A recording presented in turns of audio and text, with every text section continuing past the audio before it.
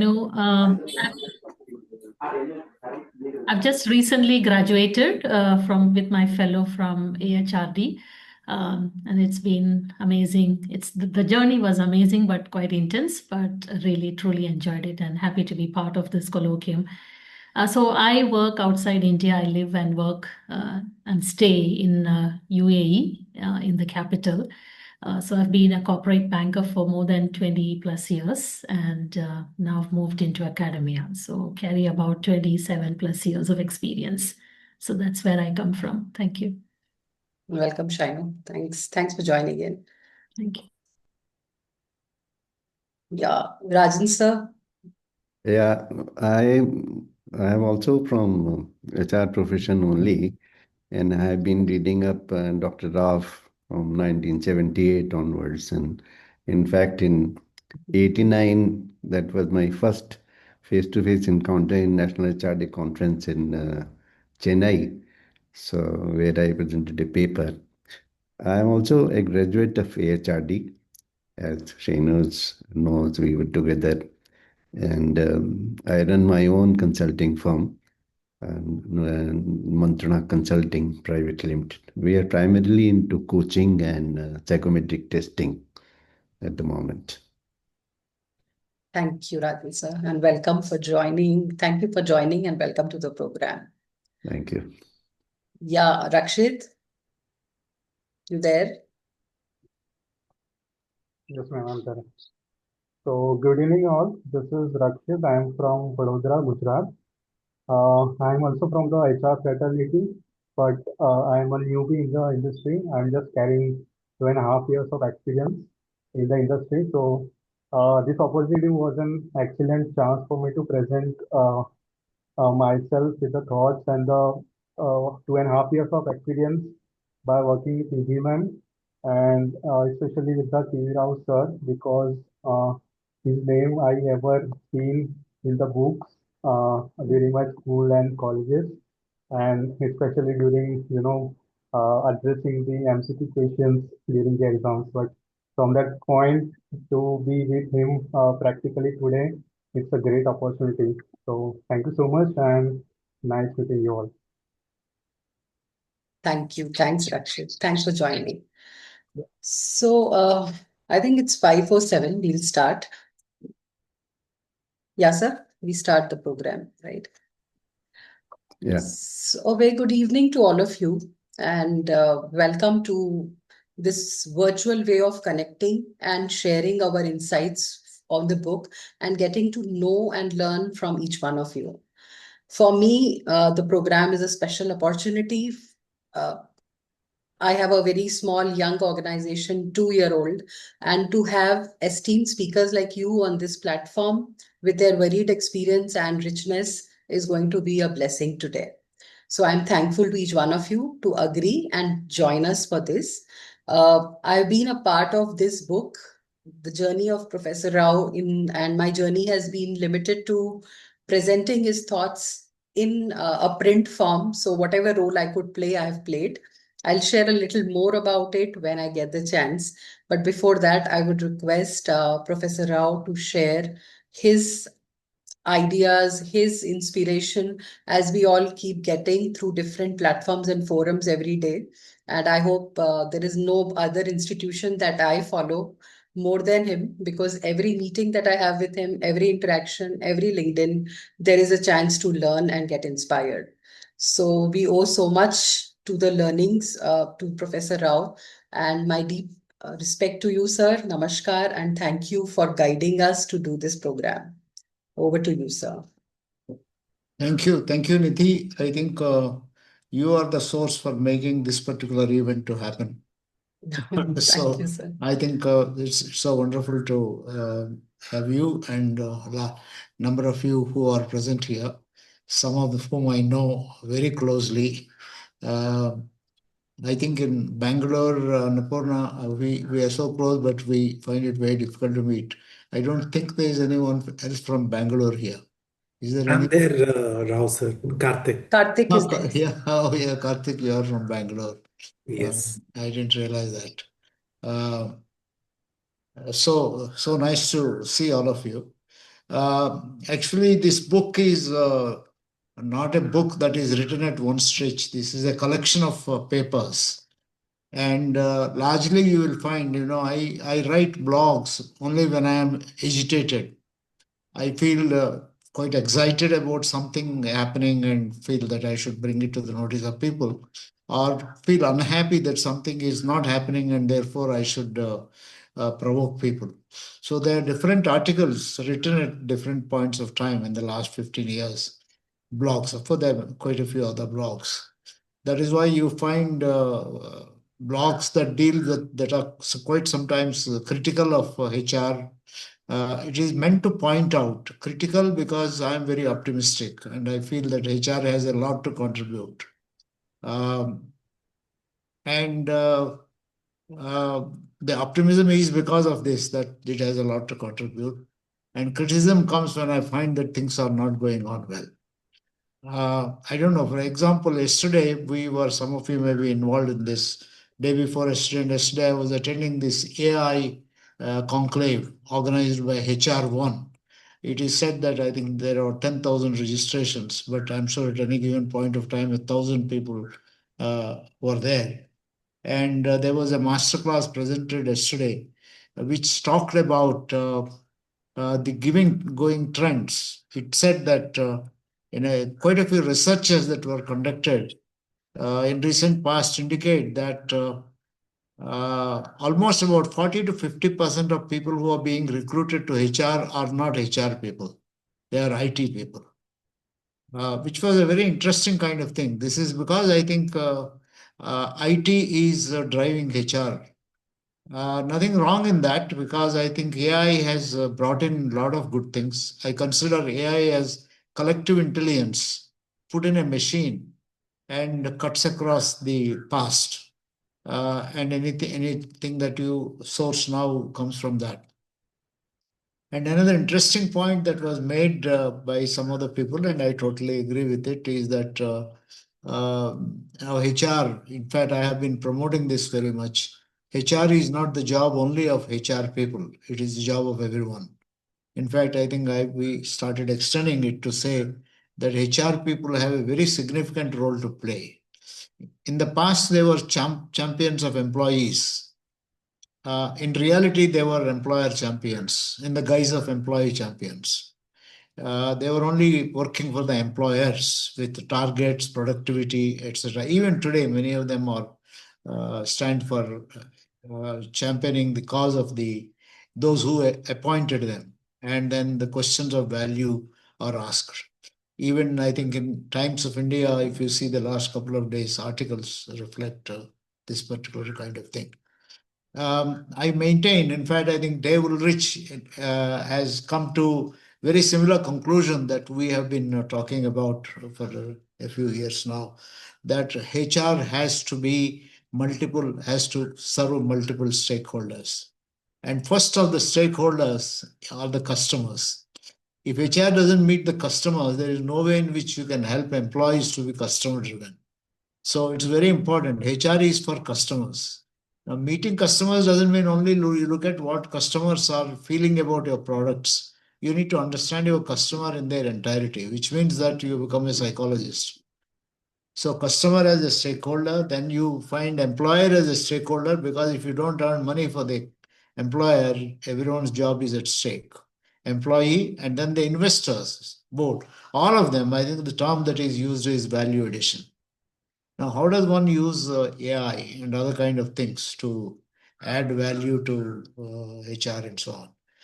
I think at different points of time, there were different things. Time and again, for example, I think 1975 and Uday Parikh and I wrote the principles in designing HR as a part of a consultancy report of Larsen Tobro, which they kindly permitted us to publish as it is. And it is published by Academy of HRD, pioneering human resource development, the L&T system. There were 14 principles we outlined at that time. I must acknowledge, I think, the thoughtfulness of Uday Parikh. In 1975, Uday Parikh was 50 years old. And I would have been 1946 born. You can see I would have been just about 29 years old. I was not conceptually that great, but Uday was very perceptive and he designed the principles. If you read these principles, you find what is being taught today is also talked of at that point of time, not mentioning so many of the things. For example, one of the things today we are talking of, I saw an article in Times of India, HR should be now in future designing organizations and work and also design work. If you see the 14 principles, you will find that one of the principles talks of the importance of HR people in designing work so that people get engaged, people contribute, and things like that. I can go on, and I must say that I think all these blogs, when you write a blog and put it there, very few people read it. I have had this desire of putting them together. I think it was Nidhi who said that, look, I will be very happy to put them all together, edit it, and pick up the most relevant ones. Then I told Nidhi, it's not enough to read this. You find out the gaps and you fill the gaps by writing your own chapters. So I think she had done a wonderful job of understanding. Earlier, I must mention this for the information of all of you, that 2 to 3 professors from different universities attempted to do that. But it was greatly disappointing, but they haven't even understood some of the chapters. So I said that, look, you are nowhere near what I expect. I think Nidhi, with true HR spirit, understood. I think it goes to her background. I think she was not only a professor, she used it to teach in Reliance, that organization which used to impact sales force on effectiveness. Then later on, Nidhi joined us. She worked with TVRLS and she was also director of the Academy of HRD and also teaches in some of these. I think her insights and the way I think she has integrated and added her own chapters, it is wonderful. So I am grateful to Nidhi for bringing this out and putting it, and grateful to all of you. Some of you have written endorsements. So nice of you to have written these endorsements. I can go on and on. I think the professor in me comes out if you give me some space to talk. I'll stop here. Nidhi, back to you. I think. Thank you so much, sir. Thank you for your kind words. It makes my day.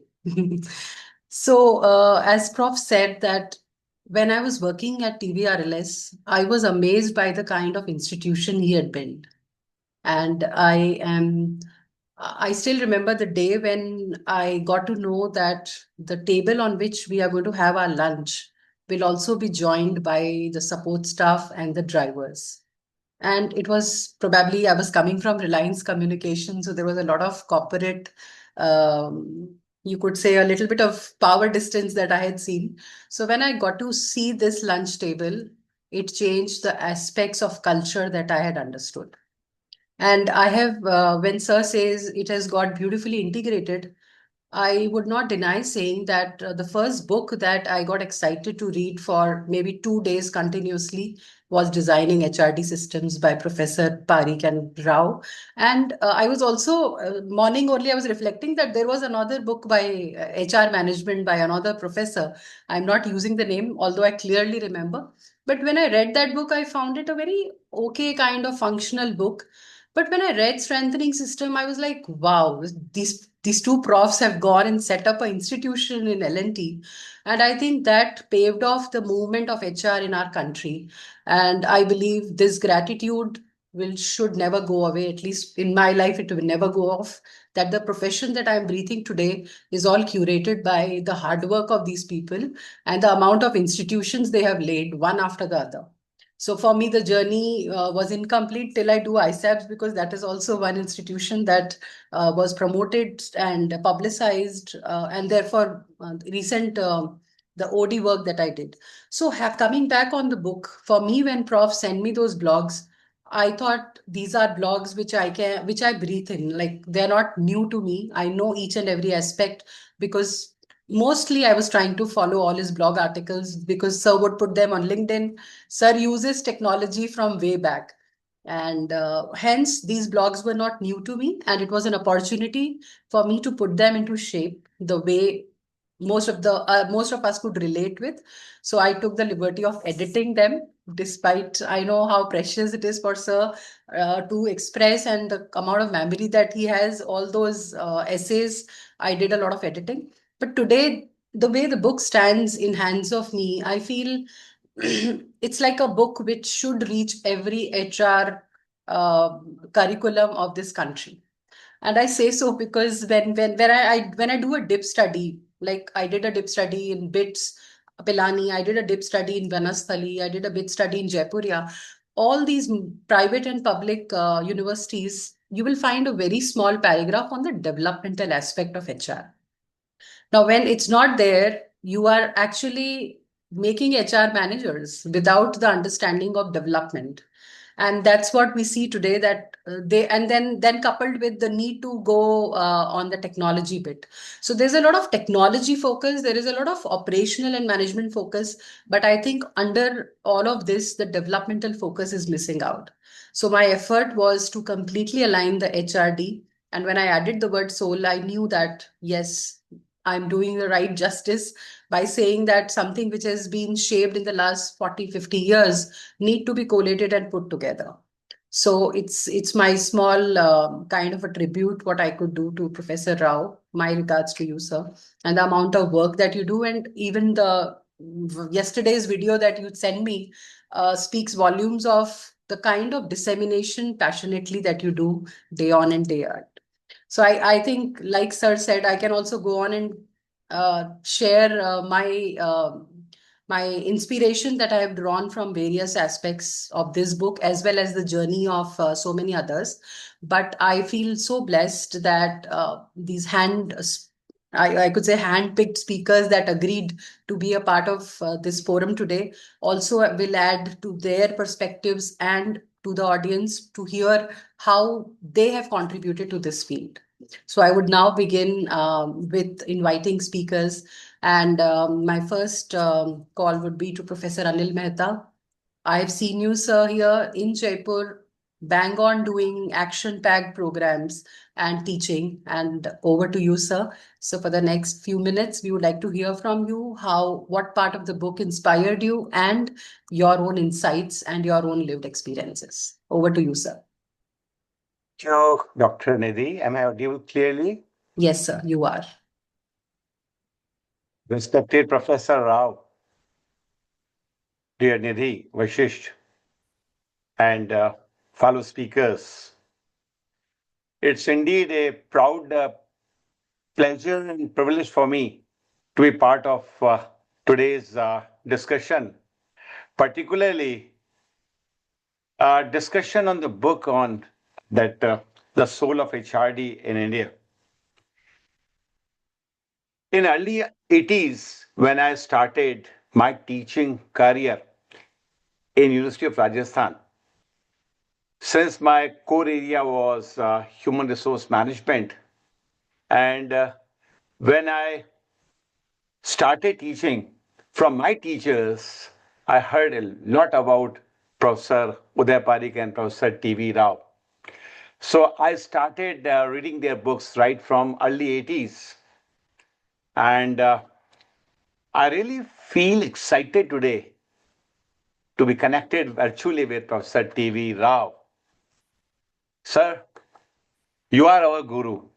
And whatever we have learned, and particularly in our academic discourse, I really owe you and Professor Uday Parikh. Of course, I have read several books of yours and Professor Uday Parikh, but truly speaking, that this particular book, The Soul of HRD in India, I can say after reading the book that it is the gist of whatever you have done in the field of HRD. I know that you have been the professor, and apart from that, you are the consultant for several leading Indian companies. So the amount of rich experience that you have, I think it is the essence.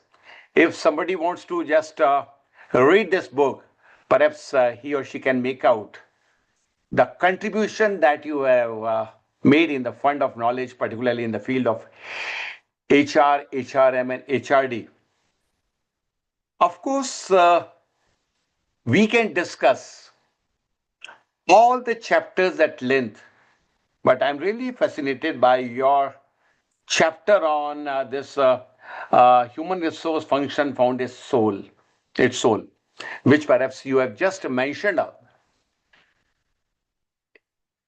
In fact, it focuses mainly upon the principles of designing the HR function. And in this book, you have mentioned the 15 important principles of designing the human resource management in particularly, and of course it is equally important for designing the HRD function also for any organization. Of course, according to me, these functions are perhaps more applicable, practical in case of the large scale organizations. And as you have mentioned that while doing some consultancy with L&T, perhaps these important principles you have brought out. First important principle that you have mentioned in this particular chapter, that is focus on enabling capabilities.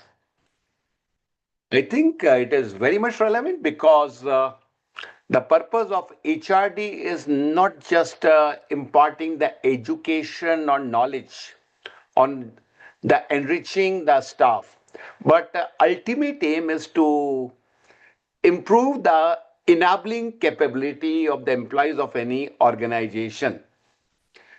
It means that unless the employees are having that kind of competency to solve the problems in the domain in which he or she is working, unless he is having that diagnostic ability, and unless the person is having specialized skills and training, particularly in that area where he is or she is working, perhaps HRD will not yield the desired results.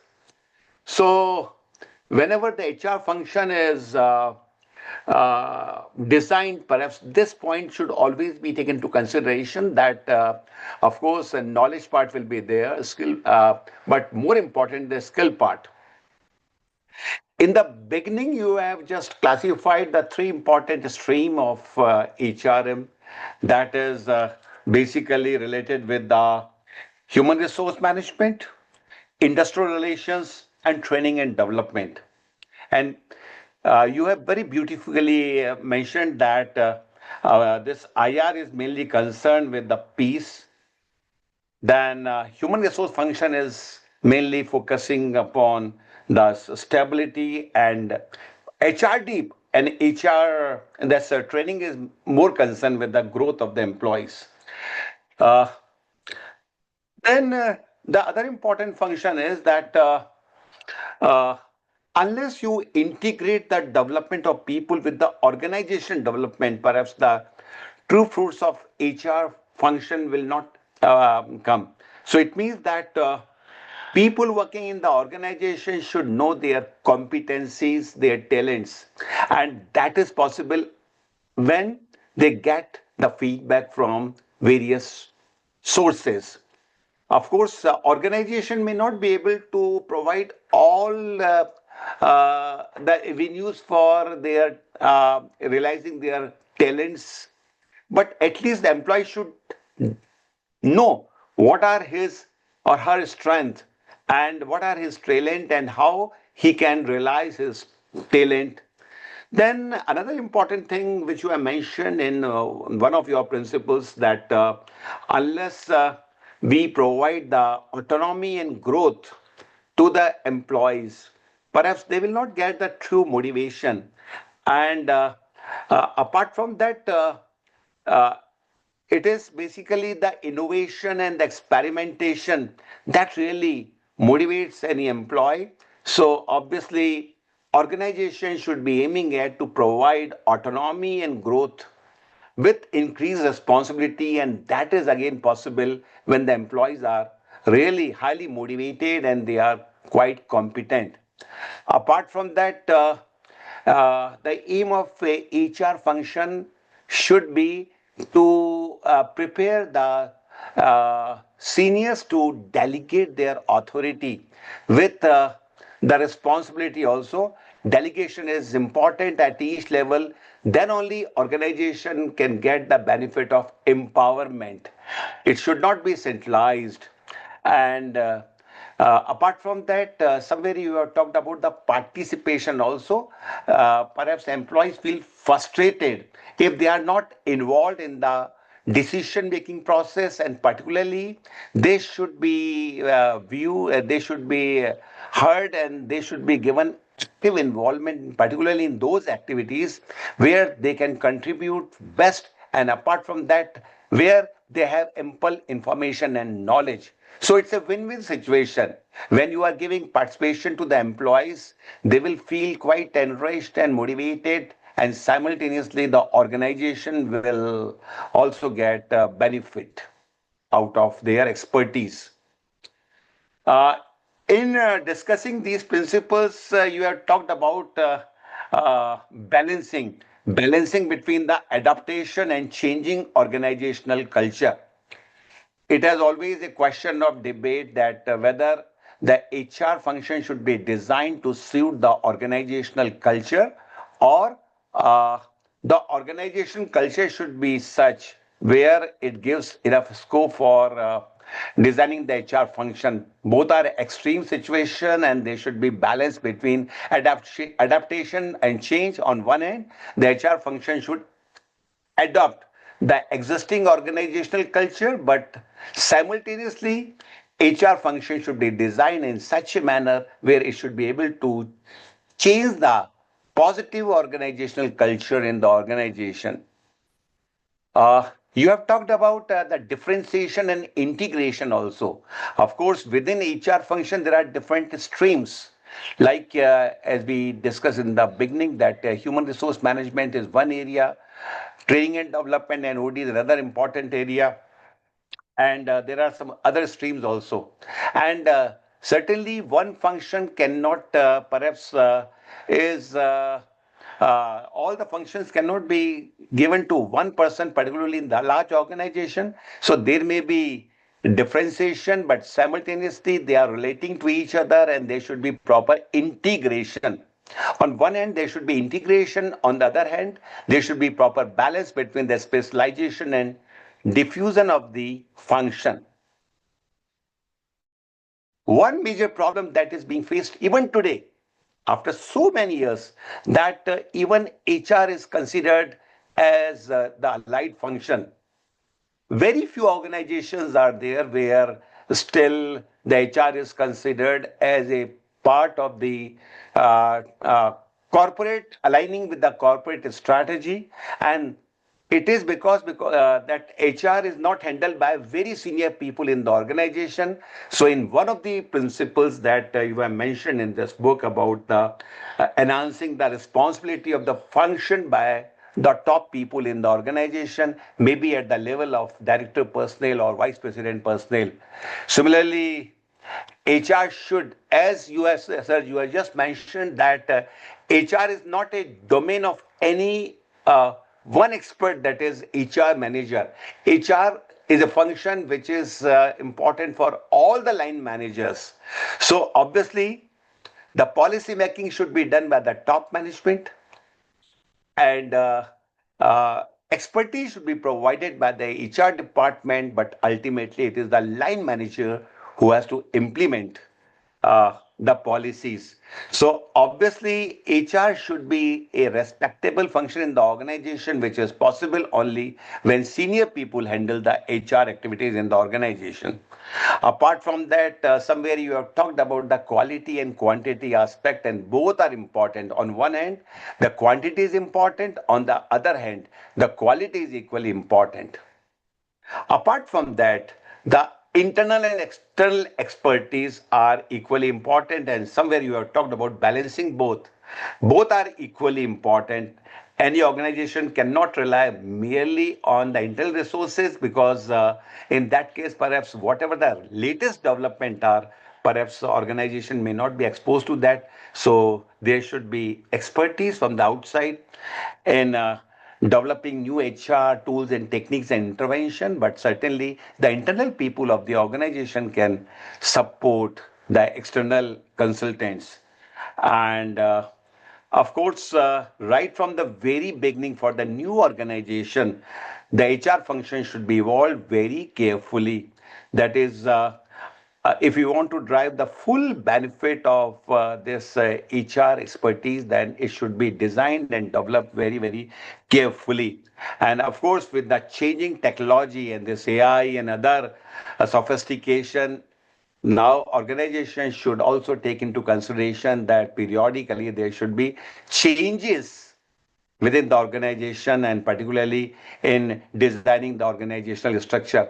So I really like this particular chapter that you have written. And of course, every chapter of yours is worth reading. So my compliments and congratulations, particularly to, of course, Professor T.V. Rao is our guru, but Dr. Nidhi Vashisht has done a splendid job for just adding value and just bringing all these concepts at one place in a form of this beautiful book. So thank you, sir. Thank you very much for bringing this book. And certainly this book will be just I can say the red book or the Bible for the professionals as well as for the academicians in the field of HR. Thank you, sir. Over to Dr. Nidhi.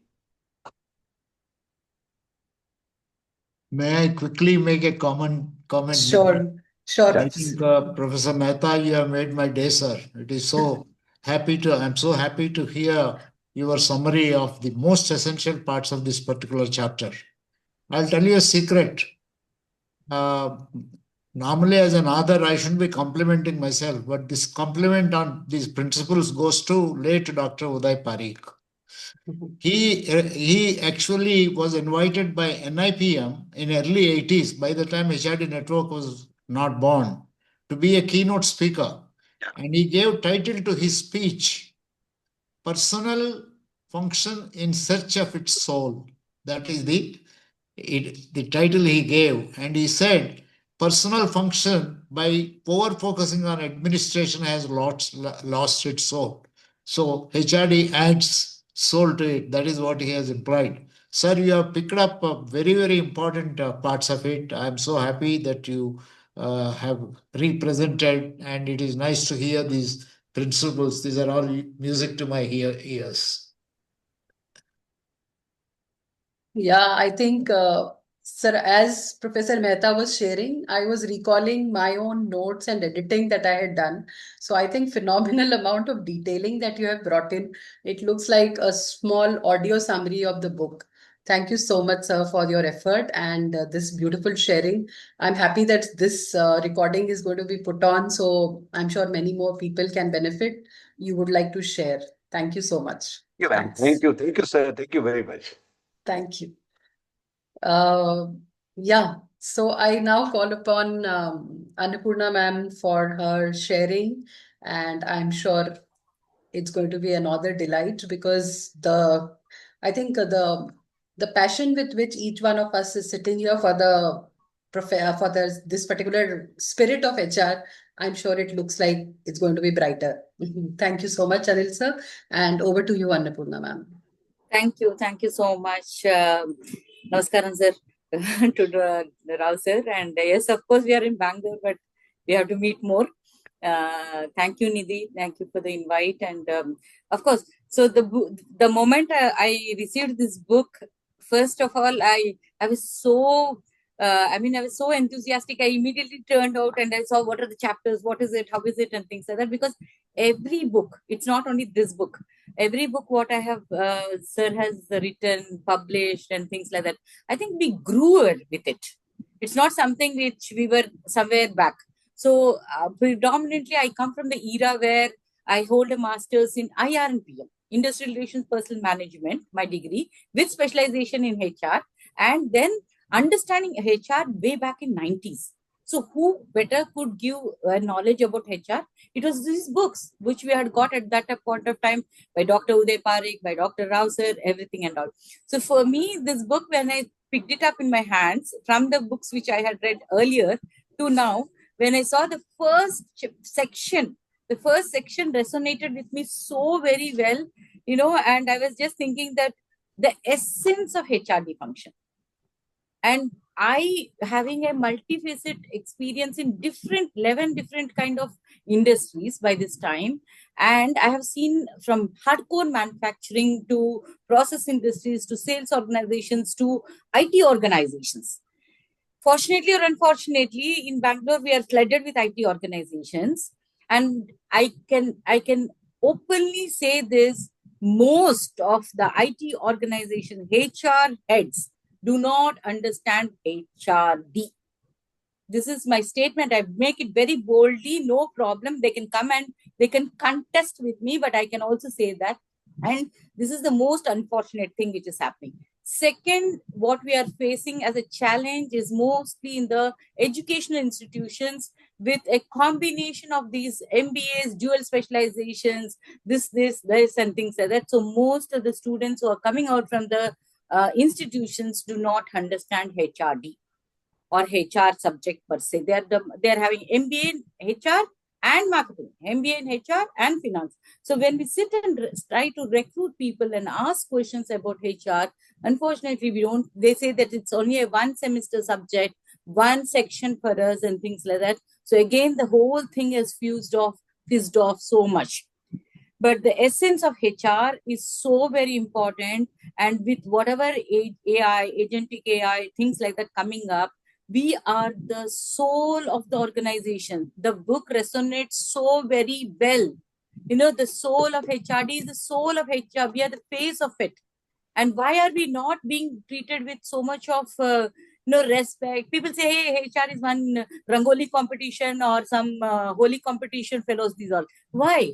Can we think about it? Can we sit back and think, why are we not giving value add to the organization? Are we not doing something? We are doing. Who is undermining the function? We ourselves are undermining the function. There is no need of another enemy coming from somewhere else. We ourselves are undermining it because we're not having these principles. The principles what are laid out as a foundation for us, we're not implementing them. So, we have nicely transformed very nicely from the name part of it. People have forgotten what is IR. They've forgotten what is personnel. Even I have met so many people to even tell the word personnel, spelling itself, they didn't understand. They told NNEL, what is that? Okay, I told, okay, fine, forget it. We don't understand, you don't understand, leave it there. From there to concept called HRD, development. Where is development? Nothing. And what all fashion words we have got, people speak strategic human resources management. They speak about so many things. Very good. Fantastic to have all of this and things like that and all. But what is the roots of HRD? Why is this function has come into this and gone from the concept called welfare officers from the Factories Act to HR? And the branching of HR today, talent acquisition specialist, talent management specialist, talent development specialist, comp and ben specialist. So people are thinking this is like a different function. No, they all are a part of it, which we are doing for one employee in the life cycle of in the tenure of in the organization, which means the human being who is there in the organization as an employee doesn't want to reach out to 10 people and tell, okay, what is my CNB program for me? What is my talent development program for me? What is my talent performance management? No, he wants to understand as a function, what all does this mean? And things like that. So, and people have already recognized themselves as, I'm a CNB specialist. So does it mean that you will not understand anything about any other function? No, that's not mine. No, I don't work in that. I grew only in this vertical. So where are we going now? And with AI having accepted in our workplaces, fantastic it is actually. Truly speaking, I'm enjoying AI in the space of HR. But whatever all said and done, human touch can't be replaced by any AI. Emotions cannot be replaced by anything. We all, as we are humans, we will emote. That humanity, that humane factor should remain. That touch and feel should remain. So HRD the essence of HRD, I think it's whatever has been thought about, or however it has been dealt about in the past 2 decades or so, I think it has to soon come over onto rails.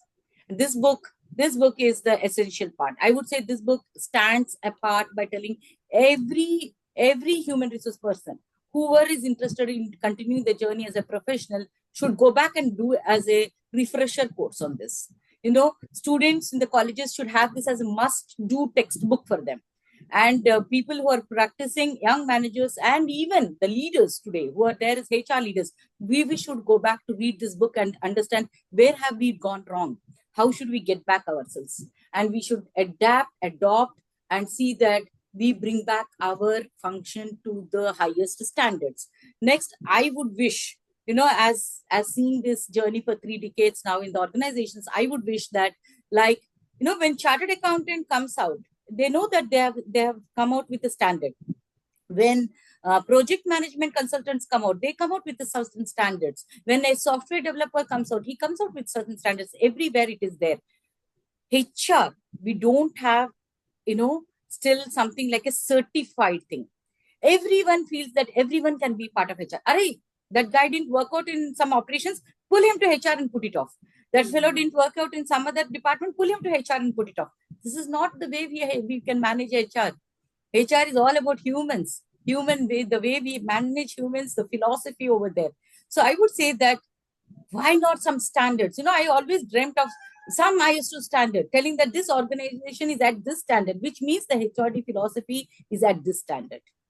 Somewhere we have so many different certifications, everything and all, but doesn't give us great place to work, then great managers at workplace. So many things are there which are getting assessed. But I would say that the same organization's employees keep saying that this isn't a great place to work. Why? So HR as a function, as a we have to redefine this. We have to get back to the roots of this. We have to understand the essence of the HRD function. Every point which has been written in this book, the role of HR in the AI-enabled work, or then has HR function found its soul? Such a alarming question. It has lost its soul. I think now it has to see what its soul is. Then the power of HR. People feel that, okay, we are not police. We are not having, we do have at an early stage, it is written in the book. So it is told that we have that at an early stage of our careers. We are working with CEOs, we are working with decision makers and things like that. So what happens for us? We cannot have this hat with so much of feathers telling that, okay, I know everything, I'm too powerful. No. That is the point when you have risen like a tree. There is a very well good saying, and there is a very good song. When the tree grows strong and high, it needs to bend. It needs to bend. And there are things when you really bend back, and when we are humane, when you're empathetic, when you're compassionate, people come to us and share their souls with us. They share stories with us. So I think that's what they trust us. That's important. And I don't feel my message for even my co-HR people is, it's not the positions that matter. It's not what money we make matter. It's only the employees matter. After 50 years of somewhere coming back and tell, ma'am, I was with you. You recruited me and I grew like this. And that day you told me like this. That day you helped me like this. That day you guided me like this.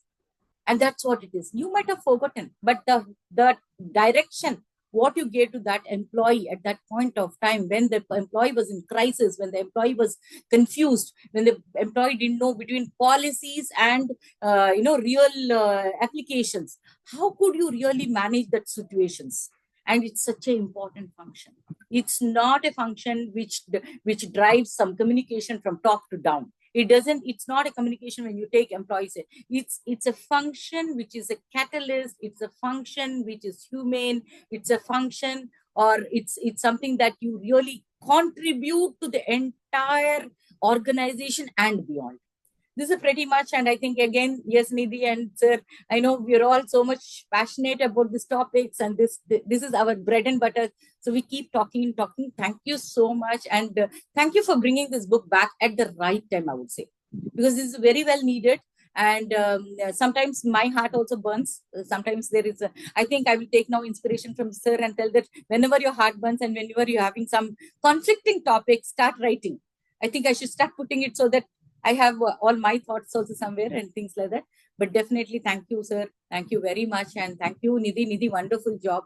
And it's a proud moment that you have associated with the guru of HRD to write, to collaborate and produce this book together. This wonderful, it's not a book. I would say it is like a.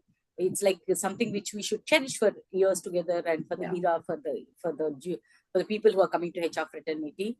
And I really thank, and I would go through the book again and again, and wherever possible and however possible, I will also share these learnings to as many people as I can from the book, recommend the book, and make it somewhere possible that people are adapting and adopting this. Thank you so much. Thank you so much. Thank you. Thank you so much, ma'am. I think coming from someone like you who is heading a department, spent so many decades in this, and I think when we talk of essence, the core of it is humility and being human. And I think when you say that the timing is right, I'm sure that, I mean, if you look at philosophically, the world is still fighting for land and religion, and I don't know what kind of things.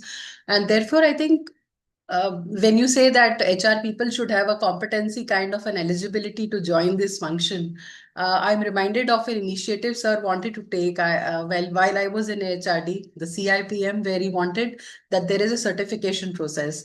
But I would request sir to maybe start a TVRLS initiative, competency assessment for HRD people, so that we can have at least some framework to check the kind of competencies which exist and bring them to the right workforce. So I think that's going to be a really nice initiative, sir. I'm going to share my ideas with you soon, getting inspired by what you said. Thank you so much. So moving ahead, I would now invite Karthik. Karthik again is a senior expert, but I see him.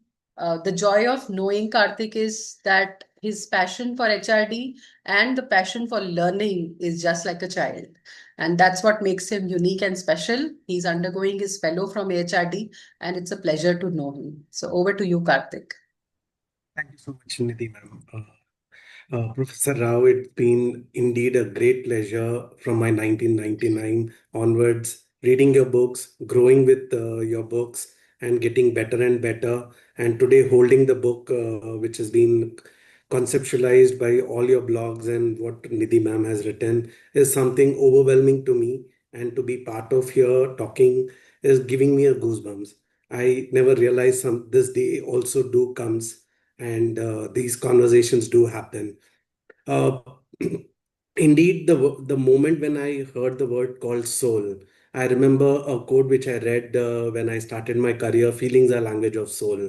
I think the book was speaking a lot of feelings. It has a lot of emotions, and when I was reading the book, it was allowing me to experience your professional journey, Professor Rao, and the way the storytelling and the experiences, the examples that it brought in, something gave us the confidence how we need to shape up our own careers, where in spite of how many years of experience we have. I do echo very strongly with Annapurna that uh, like Durandar movie where Madhavan says India is the first enemy for its own self before Pakistan comes second. We, our own HR professionals, need to revisit our own where do we stand. And when I started reading the book, especially what I focused was on the session 3, which is on the HR and OD intervention. Uh, I saw the amount of geopolitical, environmental outcomes that had come across in the 8 chapters that you have brought in over there. Your experiences and insights are just like that. So complex, so challenging. How do we need to navigate in the given environment where we see an employee, the organizations or managers or HRs for that matter, see the employee as a consumer, as a commodity, and we somewhere don't realize they are human in nature and we need to invest on their development. Let me confess, in the chapter number 31, which you wrote, is OD is part of HRD or HRD is part of OD. It's a sheer coincidence. Sometime in the month of August, September of last year, okay, I report to a manager who is part of an operations, and I was debating it that it's time that we need to revisit the nature of work that we are performing it, the way we are performing it, and can we start looking into it. And after a point, I gave up. So realizing that it doesn't work anymore. So I really loved the way you have summarized it and concluding by saying it's an issue which is unnecessary to debate or discuss. What is more important thing is how as a development continues to happen in the organization comes as a central focus. And also, what I really loved the while the West was working on the philosophy called OD, simultaneously you were bringing out the insight of the CD itself was already existing in our civilization, and at the grassroots level onwards, whether it could be how do we respect the people of different walks of life, the inclusivity we bringing, and how the empowerment was there for generations in our own country was being promisingly coming out. But somewhere what happened is we always go get carried away and excited with the Western world of terminologies or the languages. Somewhere we don't give a importance to what is homegrown uh, concepts that are being designed by you and Professor Uday Parekh. This was something I would really like to call it out. These were some conversations indeed was been happening for a while within my HR community friends, and we were deliberating about it, and also within my own organization. But somewhere I knew it doesn't work out after a point because power corrupts absolutely, and absolute power corrupts absolutely. And who is the person who corrupts the power is our own HR fraternity. And that's when what I understood from the chapter 32 was how does the we see the OD present and the future. I was reading a couple of years back on the research paper of the study done by the PwC, that what are the three global HR challenges across geographies, across 29 industries. What I understood 3 or 5 years back, it was leadership, change management, and compensation. What is right now is leadership, change management, and HR transformation. And 3 to 5 years from now, it is leadership, change management, and organization effectiveness.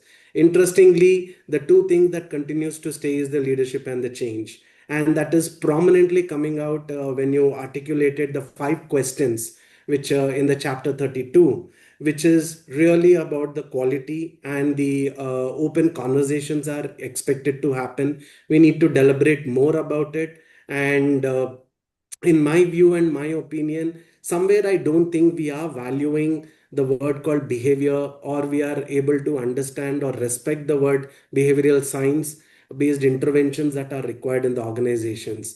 And the thought provoking conversations or the value to the ideas itself is somewhere is not well appreciated within the own community. Forget about the management. Yes, management only respects when we respect our own community. Stakeholder, the customer respects when we only give them the confidence we are looking the human, which is our central focus and the currency in the organization, not the commodity. Second part, which I also found, which is prevailing very with the conviction, is about the execution is becoming more and more complex, more and more difficult, given the cross-border, the organization spread which has happened, and the scale of complexities which are happening. But somewhere we are not even accepting, and there is no openness that we are all fragmented in our own pockets, we are own silos in our own pockets, and the change and the sustainability of the change becomes more and more difficult. And we within our own HR community also works in our own isolation, and we don't start understanding, we don't come together. The entire world sees us, we are an isolated parts within the umbrella of HR or HRD. The D is itself got disappeared. So where is the question of development really comes out? And the third point which I also understood is the maturity curve. now today different generations work in the industry. Like Anupama rightly said, people who worked with the veterans like you and a lot of other veteran leaders. And I was fortunate to work with some of the veteran leaders in the HR community. The maturity curve and the conversations used to happen at the workplace, like Nidhi ma'am giving the example of how the lunch used to happen at the desk. So from that basic fundamentals onwards, somewhere it all got disappeared in the thin air. And it is more became like a shortcut, like an IPL 2020 match that we work around. Somewhere the endurance towards the test matches got disappeared, and we expect the results to be driven overnight. And result and behavioral science or people's development cannot happen or quantify from a monetary point of view and expect to get delivered in a span of 2 months or 3 months. That is something prominently we need to acknowledge and stuff. And what is also strongly coming across, which I personally also believe, is the unpredictability of data. Data within the HR is very evidently available. We do either work in silos and we don't realize the data is getting more and more post-mortem, wherein the customer or the client or the business stakeholders or the leadership wants more proactive data which can take us progressive move forward rather than talking about what didn't go well or what went well from the history.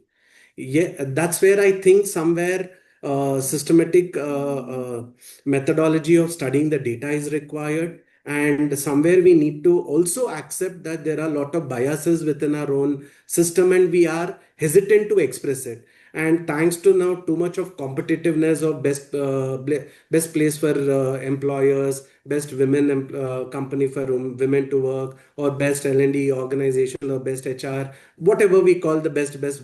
Now, where is the best is really got disappeared. It is all about socializing and trying to position ourselves. And in spite of the technology, which is prominently playing a critical role in our career, we are unable to understand that the technology is, like as you rightly said, is an enabler. And the investment should be is to study the data, the patterns it gives, what kind of, and how do we assess those emotions which evolves from those patterns and the data that comes across. Last but not least, which I would like to definitely call it, is the limited investment towards the so-called research and development within the HR fraternity. Now, we want to address the issues which are here and now. And it does not speak about the issues that, or we don't even like invest that we should have within the HR community, a space where we should have a HR research and development team where they try to do what is required for the organization for the progressive growth. That is something really getting disappeared, and it becomes the sensitivity is going to the toss and imbalance is becoming more, especially when we are working geographically across different regions. Understanding the people, the culture, the nuances is becoming very fizzled out. I think these are some things which I found which is very provoking when I see the questions that has come. These are some of the questions which I keep talking to myself, and also when I interact with my fellow HR professionals, not in the conferences only AI, which is becoming a more of a buzzword, but going back to the fundamentals and the root, which is really speaks about, are we talking about the development of the individual in totality, not in isolation. Now, I could speak as one of the examples is that in one of the organizations, we were driving the performance management. And when we were studying the data for 50,000 employees, I must confess that nobody was keen to give an employee a need improvement. But the employee has been a partially met improvement for 3 years. And we are still not giving the compensation. And we expect the guy to be him or her to be morally evolving and contributing to the benefit of the organization where they don't see themselves motivated? Answer is no. When this data was being looked into it and I had to go back and challenge the system, then what are we really investing on? Then let me confess, sir, is that the entire framework of performance management has to be reworked from the grassroots in spite of getting closed, because that's when we identified the gaps. We were compromising and we were hesitant to express what is not working in the environment in a very transparent manner. And that's where I saw a lot of biases creeping in. And today I agree that are we, like Nidhi ma'am said, I also question that are we competent to manage our own fraternity, our own employees, our own HR also is how much of upskilling is required. This is somewhere the digital learning platforms or the podcasts don't take us to a long distance. If the people need to build their careers, somewhere it is required to reinvent the wheel, and some of the fundamentals which were already existing, we should bring it back. And I agree that some of these competencies for the HR fraternity to be rechecked also. Lastly, your the 33rd chapter, the title itself is overwhelming. Greed and OD. Okay, the word itself, when I saw the word greed, and beautifully you have mentioned it, redefining the values. Now, if we need to redefine the value, the greed needs to move into need, and need needs to be should go to the stage of seed. Until unless we don't seed something, the need doesn't evolve, and from there we don't grow as a greed. So these are some things which I felt which are very close when I was going through the book, and these are some of the chapters which was resonating to me. Thank you so much, sir, and thank you so much, Nidhi ma'am, for giving me the opportunity to share the experiences along with other extreme speakers and also the fraternity of the same community.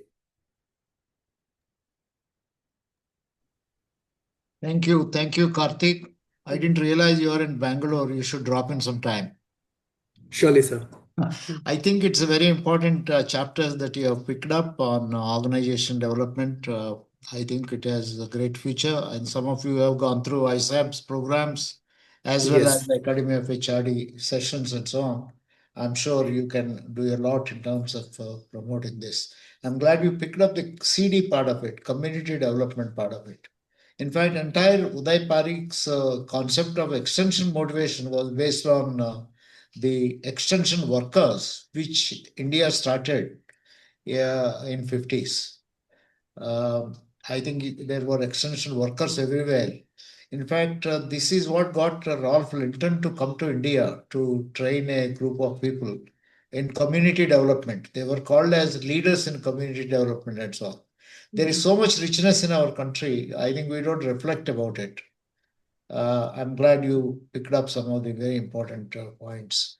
I'm happy that we have Nidhi. I'm sure you noticed it. We have Rajeshwari joining us, Ruchi Bhatia, then Anirudh Chandra, Jerome Vincent, Yes. Bharati Sharma, some newcomers. So welcome to all of Yeah. you. And I also see they are posting. Karthik, some compliments to you, and Annapurna, quite a few compliments to your summary. Thank you so much, Yes. sir. Yeah, I think I'm sure everybody's interest in the discussion that is flowing is evident. And I feel blessed having you here, Professor Rao, having Rajeshwari ma'am here, and having Sanjay Sahai sir, who has shaped me in my consulting and training core. And I'm sure he's always going to be like the silent listener, but at the end, I would invite him to speak. So thank you, Karthik. Coming from you, I think it it speaks a lot, it speaks a volume about the kind of passion that you're carrying for this field and the kind of contribution you are making in the helm of the affairs. So I know you are I'm sure, I mean, you are a blend of technology, research and action. So feel really very happy and inspired to hear you. Thank you so much for Thank you, this ma'am. detailed work that you have done. Thank you, ma'am. And I now move on to Dr. Rajan Sinha. And I'm very happy saying Dr. Rajan to him because I know I've been a part of his journey and he is a fellow AHRD and a doctor now. Although he did not require these affiliations, but it speaks a volume about the passion that he had for learning. He's an author and I love the book. I have loved the book, and he brings in with great amount of humility a big amount of knowledge with him. So it is always a pleasure to hear to him, and I'm looking forward to you, Dr. Rajan. Thank you. In fact, humility is very natural and necessary because sitting in front of you and Dr. Rajeshwari and Dr. TV, it gives me a lot of goosebumps as well as anxiety. So humility is something that sustains. I have to have Being that. very modest for me at least. Yeah, over to you, So, sir. Coming to that soul of HRD, even, I mean, that word soul is very fascinating. And what do we think of soul when we think of Nainam Chindanti Shastrani, Nainam Dati Pavaka? So, soul is indestructible. Likewise, soul of HRD, HRD soul is not training or coaching, or these are all what we call clothings or outer forms. But what do we think of HRD as soul?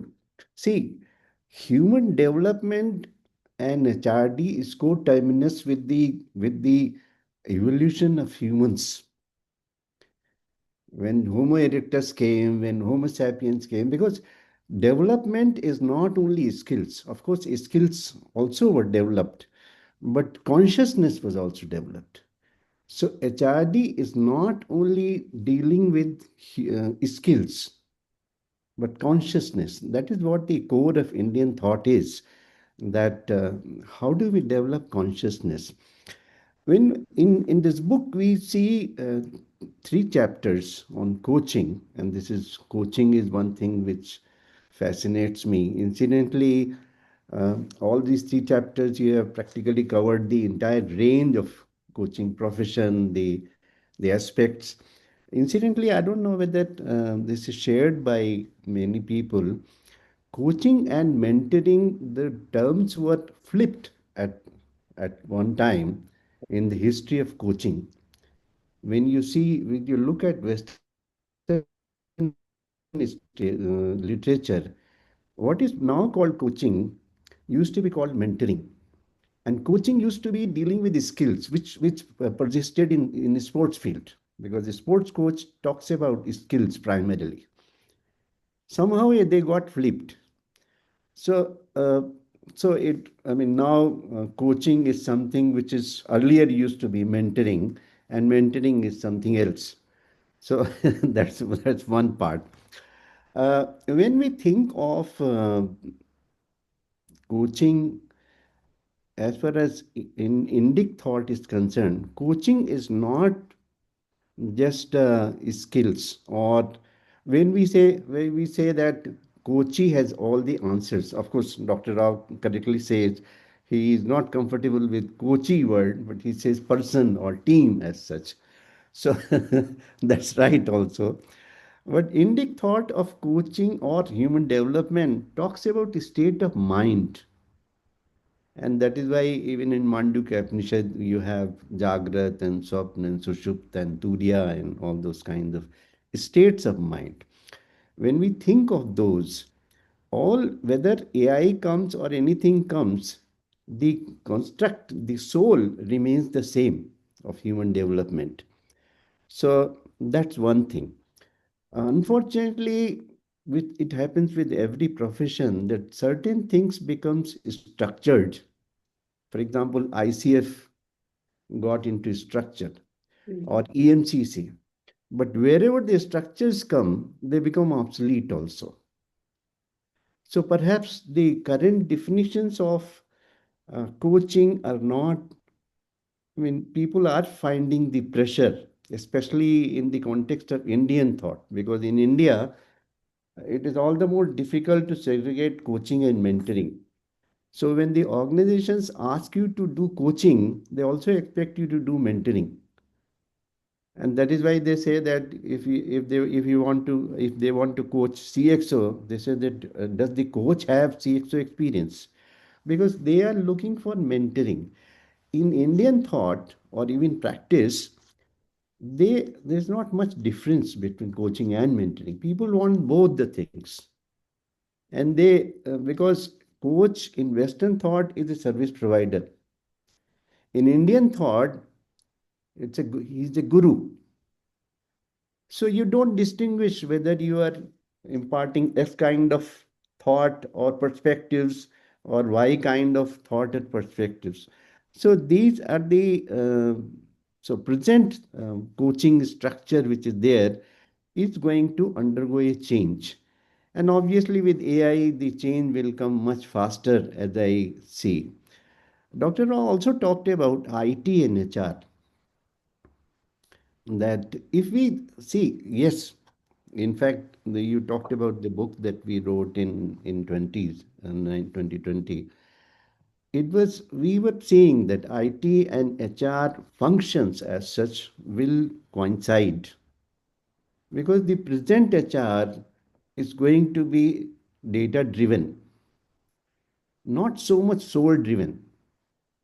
And that is why, uh, for example, Dr. Annapurna said that we are losing the soul, because data is not HR. Unfortunately, that concept comes because the emphasis on soul, which you have rightly tried to bring about, that has to be emphasized again and again. What is HR? It is not CNB, it is not recruitment, it is not training. Human development. Dr. Roy often talks about Sadhguru's word of human possibility. So if we stick to the framework and the philosophy, then this kind of misconception doesn't come about losing soul, because soul does not get changed. It does not go away. It is always there, and that soul is development of not only skills but consciousness. That is all. That is how I see it. So I would like to close here, and thanks a lot for this opportunity. Perhaps we can talk about later once other people have also contributed their thoughts. Thank you. Thank you, Rajan sir. I think the way you have integrated the title of the book and picked up the real threads of why this title would have been kept, and brought coaching, aligning it with consciousness, it was just so beautiful to hear to you. And I think at this point, I'm just reminded of my last week's management development program that I was doing. And for the middle level managers, they heard the word empathy for the first time. And I was surprised by the interest that they showed once they started realizing what this is, and then how we integrated it with the other functions. So I see the possibility of spreading these kind of phenomenally deep subjects to managerial staff as well, because I mean the work of HRD is to enhance. I mean, hota hai na, one candle lighting another candle, so the light goes on. So I think beautifully captured. Thank you so much for your inputs, and I'm sure once the two other speakers have spoken, we again come to you. Anything, Professor Rao, you would like to add at this point? I'm glad that Rajan mentioned about the consciousness part of it. Yeah. I think at some point of time, I have written the HR has also a spiritual function. It's one of the hats that HR has to wear. I think increasingly in the AI world, that is going to become very important. You have to touch the hearts. And AI is going to take away and operate more at the brain level. So that is where I think the consciousness and values, they become extremely important. Values, culture, consciousness, and things like that. So I like that particular term that you emphasize, Rajan. In coaching also, I think coaching, is it for commercial purposes? Of course, you can't avoid being commercial, especially when you pay money to get ICF trained.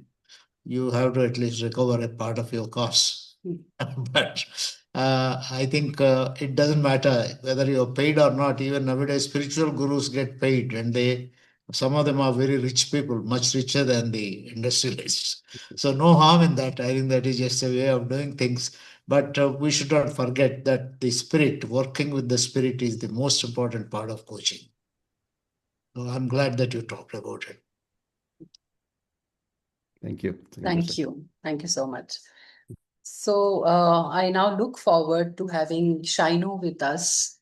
I have known Shainu from AHRD days when we just started taking candidates from UAE.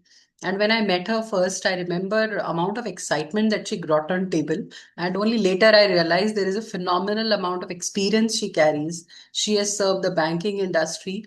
And at this point, I think every time she connects with me, I find the joy of knowing another very passionate learner. So over to you, Shainu. Look forward to your beautiful reflections. Thank you so much, Professor Nidhi, once again for that beautiful introduction. And good evening, Dr. T.V. Rao Sir, and fellow speakers and dear friends. It's such an honor and privilege, first of all, to be away miles apart and outside India, but we are here hyper connected, and that's the power of IT and knowledge. It's a wonderful privilege to know you, Dr. T.V. Rao. So I've actually read your book from the library on HR audit because that was where I was in my banking days. So it has really served and helped me and enhanced my knowledge in terms of audit from an HR perspective. And it's such an honor, sir, to know you and to be part of this colloquium, that you being the pioneer of the HRD in India and your contributions, how it has shaped the HR concept and the HR domain in India. And thank you once again, Dr. Nidhi. You've been always a true mentor, and throughout my journey during my AHRD days. As companies, when they navigate rapid change, especially post-COVID and because of global pressures, the ability to capture and develop and leverage knowledge, it has become a core business priority. So I believe understanding through the various discussions that has taken place so far, how it has highlighted and highlights the role of HRD in building that capability. And I will share an important concept from the chapter on knowledge management, blending it with my own experience on this topic. And this chapter on knowledge management genuinely has energized me. Just a few days ago, I happened to bump into one of my senior leaders, and I found myself talking about this book and about this upcoming colloquium. I've actually been carrying this book with me to work for the past 1 week. It's been in and out with me in addition to my work papers, so that I could read actually this book during my break. And because I happened to have that book, I was able to also show that book to my colleague. And the first thing that my senior leader asked me, why has this book been labeled as the soul of HRD in India? Why soul? So that is what actually, raised my curiosity as well as the curiosity of my colleagues. And so it stayed with me and it pushed me to approach this chapter from there on with fresh interest and excitement. And I'm truly excited and passionate about this book. So with that in mind, I would want to actually, take and give you a broad or a different understanding on this chapter on knowledge management and how it has how it connects with my own experience in the workplace, especially from my corporate banking days, where I worked for more than over 2 decades. So I would want to focus on one powerful idea from this chapter that Dr. T.V. Rao has brought in about intellectual capital, and this resonates very well, especially in the current times that we are in. Like most of us have said, though we are living in a time of AI, but AI cannot replace intellectual capital, It's simple as that. So this concept, the intellectual capital, it lies at the heart of knowledge management itself. And it also explains why HRD plays a critical role in the modern organizations. So when I was going through this chapter beautifully begins by demonstrating how dramatically the business environment has changed, because earlier companies were valued based on their physical assets, right? On the buildings, the equipment, the machinery that they own, and the values were brought in accordingly. But today, the real value of an organization lies in what people know. And that's very important. How much do our people know? What do the employees bring in? Their skills, their experience, their creativity, their ability to solve problems, right? So these are the assets that actually drive performance. And another beautiful thing is when you touched based on Bill Gates, and you brought that line that he has captured this perfectly when he said that Microsoft's primary assets don't even appear on the balance sheet. And that is about software and those software developing skills. How true it is, right? And the chapter further highlights that Indian IT companies such as Infosys, TCS, and Wipro derive more than 95% of their market value from intangible assets. That means almost everything that makes them valuable is actually knowledge based. So, where has this gone? That was what my question was, and that actually gave me more curiosity, like how can we bring that knowledge back into the organizations. So what exactly is intellectual capital? Sir brought it out so beautifully. It includes the technology, the processes, the customer insights, the market understanding, and the systems. But you went to further say that it also includes something deeper, the tacit knowledge people gain through experience. So the way the employees learn to solve the problems, the lessons they learn from their mistakes, the best practices they develop over time, and the collective intelligence that grows when people work together. So, what I have come across is that I find sometimes this tacit knowledge not being captured well in the organizations. And so, how can organizations bring in a culture of, bringing back that tacit knowledge and ways of capturing it so that we do not lose important knowledge, right? When we lose people, we also lose their knowledge. But how can organizations find ways of retaining? See, we're always interested in about retaining people, but how about retaining knowledge? What are the different ways of retention of important knowledge? So why does it matter for HRD? Because, like you said, sir, HRD is the function that builds people, builds the capability, and it builds the culture. So we need to have a culture that brings in, that retains that tacit knowledge. Because if that knowledge is the new currency, then HRD is the department that mints it. So that's why everything matters where and how the HRD functions in an organization. In fact, it's the core and the heart of the organization. And that's exactly what I shared with my colleague, that it is the soul because it's the heart of the organization. And if that heart is not able to produce the oxygen that is required, I believe that organization is going to die. And so you went to further beautifully say that this chapter also reminds us that when the first HRD department was established as at L&T 1975, its purpose was very clear: to build a learning culture, integrate development with organizational goals. That is exactly what the intellectual capital requires today. So, but the reality is that time, because instead of focusing on learning and development and capability building, many HRD functions are more focused on, on the operational roles and performance appraisals, etc. But this chapter, it characterizes that there's a true decline, in the role of HRD, and it challenges us to restore that development as the soul of HR. And this is where, so you connected knowledge management to intellectual capital. And you said that knowledge management is again a set of practices that would help the organization to capture, share, and use that knowledge effectively.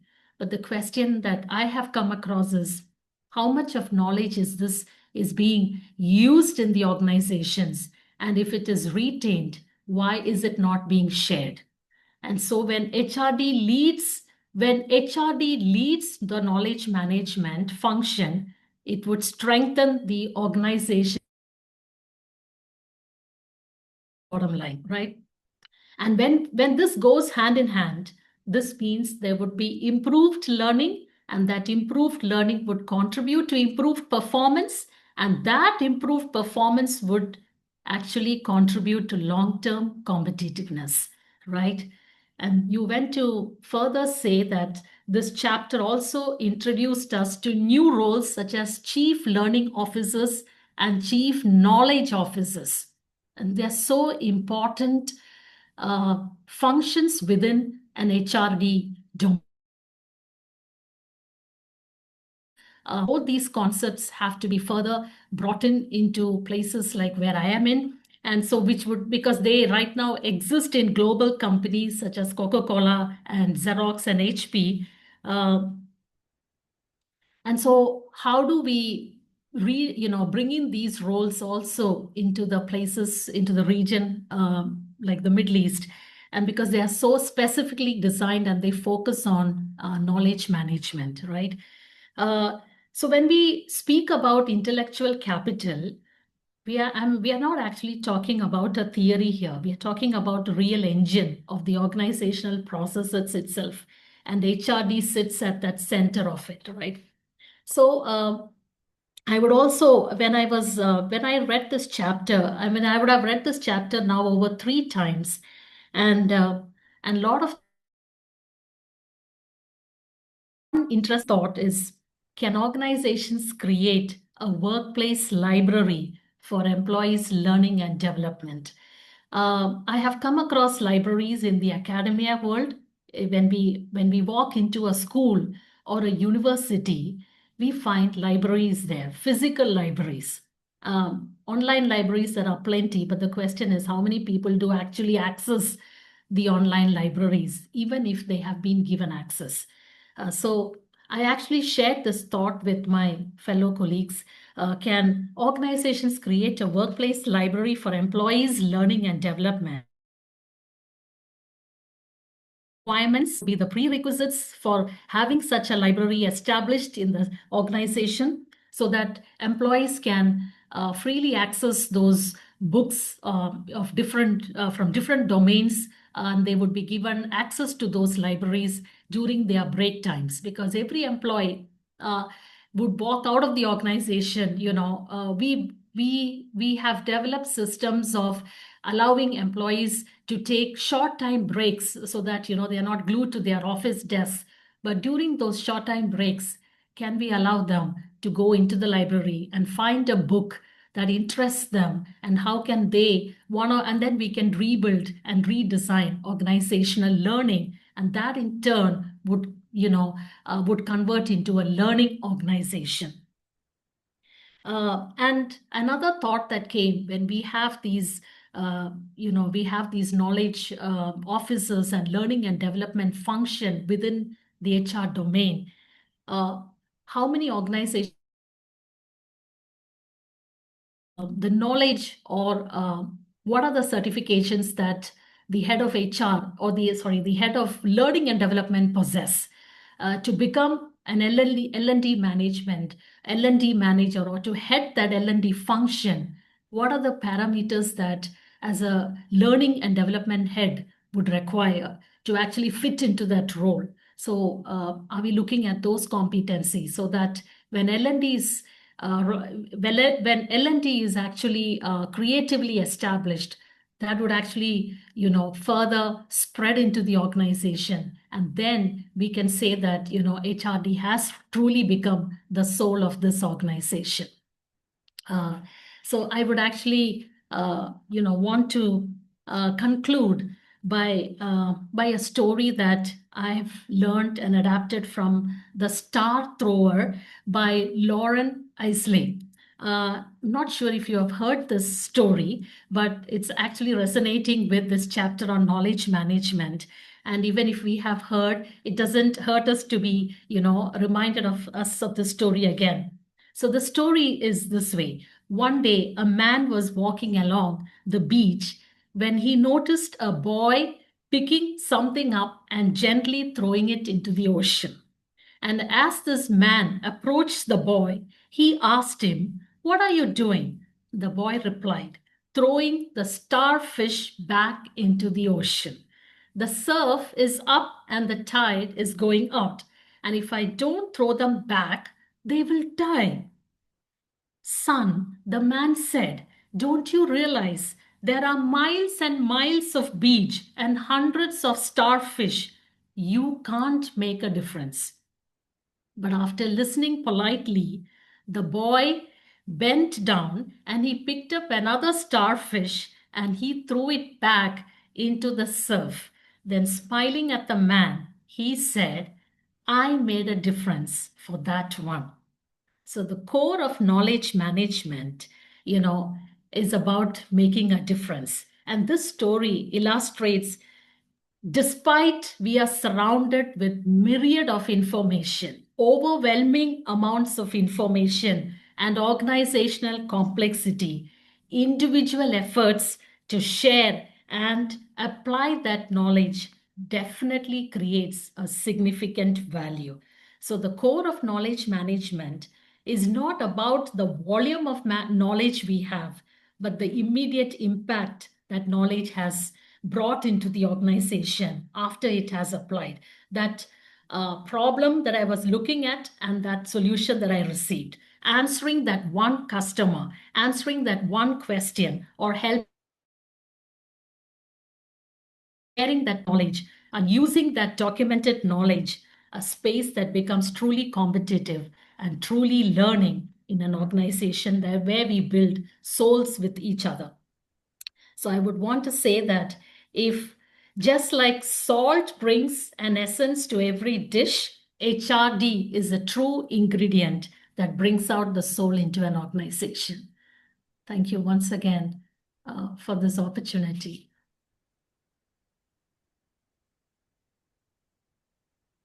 Thank you. Thank you, Shainu. Thank you, sir. Thank you so much, Shainu. And I'm sure to hear you speaks volumes about the kind of passion you carry for the field and the contributions you make in each and every role that you do. Such a beautiful story, one of my favorites. And I'm sure each fish that we are able to save and each fish that we are able to groom, our work is done. So I personally follow the philosophy, and one person at a time, it's good enough. So thank you so much. Your thoughts were wonderful, and thank you. I move forward to introducing to everyone Rakshit, and I'm sure Rakshit is sitting with a lot of excitement to come and share things with us. I chose Rakshit, Professor Rao. I would like to categorically mention Rakshit has never met me. He reached out to me on LinkedIn and he made a very innocent request. He said, "I want to learn competency mapping and assessment center, and your profile shows that you have done a lot of work around it. And can I write a research paper with you and know more about it?" And I was so surprised that a 2-year-old gentleman starting budding career in the industry and is so inclined for research. And I must tell you, he's continuously moving into that spree of research. And I had to call him because I wanted to hear from him what was his experience and his reflection from the book. So we need more Rakshits. So to take the spirit of HRD forward, and over to you, Rakshit. Thank you so much, Nidhi ma'am, for introducing me. A very good evening to all of you. And I want to start first by expressing my deepest gratitude to all the speakers, listening to your experiences and the insights that you have carried on from the book, which was really a learning point for me. And starting with the title of the book, which says The Soul. And the topic that I have picked up today to speak out is all about the chapter number 20th and 21st, which is on the recognizing the 100 managers who have created the impact on the surrounding in the organization. So when I hear the word the soul. And when I was going through that chapter, I internalized it that how TV Rao sir has named out all the managers from the organizations that have really created the impact during their tenure on the people surrounding to them. So I personally feel is that it was a true gratefulness which was described by TV Rao sir, and the tribute to all the managers who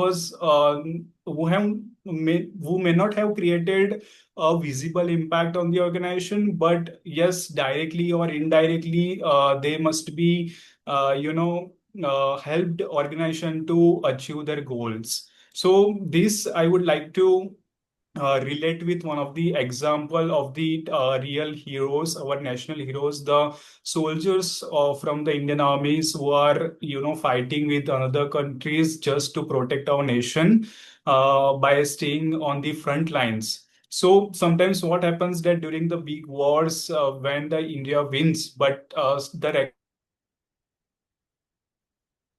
those to their efforts, and same goes with the organization level at as well in the MNCs, because what happens that when an organization and the top management team set ups any big goals to be achieved by that organization, it is not the top management but the support staff or the line managers who and from the support team engage themselves to reach to that goal. But sometimes there are certain organization dynamics or the policies or the predefined structures which limit the managers and the others from recognizing the true potential and the hard work and the dedication of the managers. And that's what really what I observed in the organization in my experience which I worked. Take an example that out of the 100 managers, if the 50-60 managers are putting the real efforts and they are working with the full potential, and if they are meeting the the expectations and the structure of the, let's say, performance boom, which letting those managers to recognize them, those helping them to come into the limelight, then they are getting recognized. But how about those who have really put up their the efforts they have put up, their show their required dedication, but not have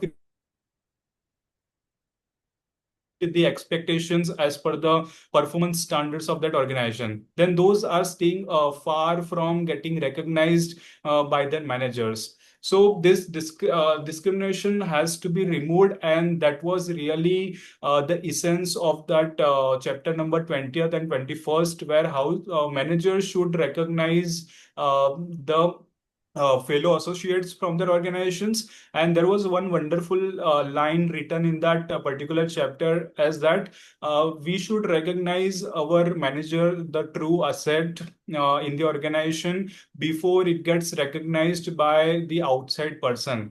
Because they have also related, given one example by written by TV Rao sir, that sometimes there are many working in the organization in India, but may not have fully felt satisfied or motivated being by providing so much of efforts.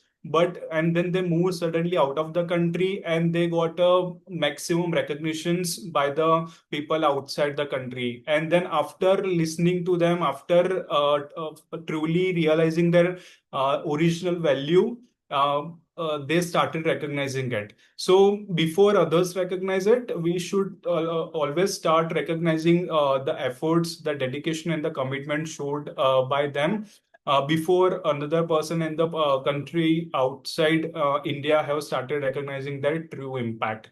So I guess yes, that is the whole essence, and may I definitely wish that this entire book, and especially the chapters that I have gone through, should really be helpful, and it should really an eye opener for those managers who are not actually recognizing the true potential and only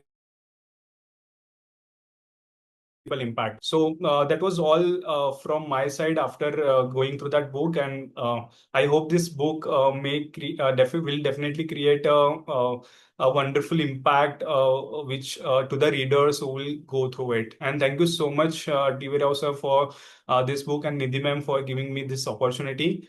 So really feeling grateful. Thank you. Thank you, Rakshit. Thank you so much. And I'm sure with your young ideas and your aspirations for the right recognition to the right person, you already have the spirit moving ahead in you.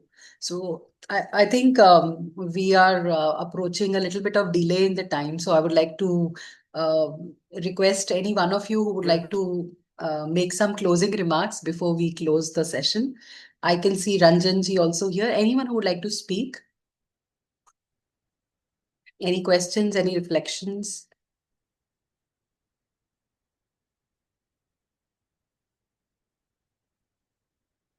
Yeah, Rajeshwari ma'am. Yes. It's a privilege to have you here, ma'am. My day is made. No. Namaskar to everyone, and so much love to you, Dr. Nidhi. You know, I'm feeling so nostalgic and so emotional because the day you walked in MHRM program is what I'm still remembering. And this is a phenomenal journey. Just 2 minutes I would like to reflect upon. I would love to see the book first of all, but hearing from everyone else, I feel that, you know, uh, 2, 3 things which quickly come to my mind. A, the image of HR in the eyes of HR is a very, very important thing. We, like being an HR professional, it has to be, you have to be the cultural ambassador. You have to be the person who built others. You have to be someone who would walk somebody into professional journey. That kind of a thing. And then the image of HR in the eyes of themselves, like how much they value themselves, because they are not somebody to do a routine survey, an organizational survey, and just sit on it. And, sometimes the values are created by taking an action based on it. I remember Dr. Rao taking the least bottom of the pyramid employees to some destination and be part of the human resource. I'm forgetting the place and the organization, but I remember the impact that it created. Those journeys, that when people know that how much valuable you are. Somewhere we miss out in being sermon oriented, or being, just being somebody who you are the connect to the organization. The large organization systems, the HR becomes the connect. And if that has got a soul that you have written in the book, that soul, if somebody identifies, the human resource profession would see another paradigm to reach that height, that we are still missing. Second point would be definitely that we must have a charter for HR professionals. If we are not having, we are missing on something. Because today, anyone walks into HR profession, I have no problem in that. But have they received very well those basic values that Octopace speaks about? If that a person knows from heart, soul, action, and the wisdom, then definitely they can lead the HR function. But if we have a charter, if we have a benchmark, definitely that would make a change. And third, but not the last, is the research orientation. Every HR manager should walk to the shop floor, see how my people are, what is the pulse of my people. And if I can see, reflect that this is the pulse of the people, here is what I, as a doctor, as a first aider, need to check that these are not the drainers and these are the enablers. If I can be the enabler, I think that value would be the phenomenal journey that an HR can have. Thank you so much, Nidhi, for giving this opportunity. I know I can speak long and long and long, but I would like to curtail in the paucity of time. Yes, Thank you so ma'am. much. And I was also getting carried away and wanted your session to continue as always. I have grown and become what I am by your session. So it was a nostalgic moment for me as well. Thanks for joining in. Okay, I'm sure Professor Rao has another meeting, so we wanted to close it at 6:30 sharp, but we got a little delayed. Sorry, sir, for the delay. And I would like to wrap it up now. I'm sure there are some more reflections that we can do, but I'm sure we can have another platform for that. So that's all from my side. Thank you to each and everyone who has joined and taken out this time. Uh, Surely encouraging and encouraging to my young start a folk. discussion on LinkedIn, Nidhi, Yes, sir, I'll so do that that. the discussion can continue on LinkedIn or Facebook, wherever you want. Sure. Well, it's so wonderful to have you all, and thank you all for your comments. I think Nidhi, you have picked up right chapters. I don't know if they picked up or you picked up. So they have picked up. So They have picked wonderful. up. It was voluntary, and Wonderful. that's why it's the word soul and the word of divinity gets proven. When the intents are right, sir, everybody contributes, and it makes the best of the day. Oh, it's wonderful. Yeah. Thank you, sir. Thank you. Thank you very much, and have a good weekend. Thank you. Thank you. Thank you, everyone. Thank you This so is the much. celebration of Valentine's Day. Yeah, thank you. Thank you. Yeah, and that's why there were many youngsters who not joined. So that's okay. Thank you. Okay. Thank you so much. Thank Okay, Yeah. bye-bye. Thank you. Bye-bye. Thank Bye. you, Ranjanji. Thank you for your comment, and I'm surely Yeah. going to send it to you. Thank you so much, ma'am. Appreciate, much Just appreciate. drop me your. Looking forward to read the. Yeah, I don't know how Dr. Rao can sign on it, but I'll surely send you a copy and to Sure. Rajeshwari ma'am too. Sure. Okay. Thank you so Thank you so much. Thank you so Yes, much. thank you.